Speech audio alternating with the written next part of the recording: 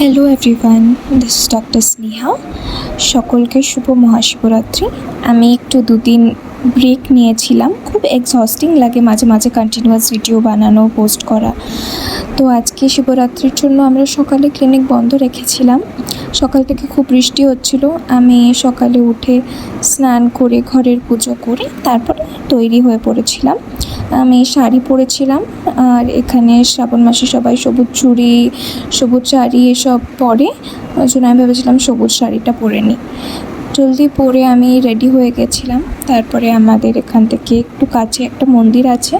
আমি গত 5 বছর ধরে এখানেই প্রত্যেকবার পুজো দিই, আমরা দুজনেই।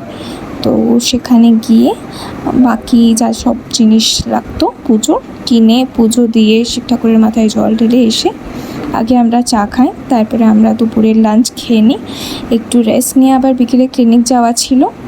তো আমরা জলদি খেয়ে রেস্ট নিই। বাই বাই, দুগ্গা দুগ্গা। পরের ভিডিওতে আবার দেখা হবে।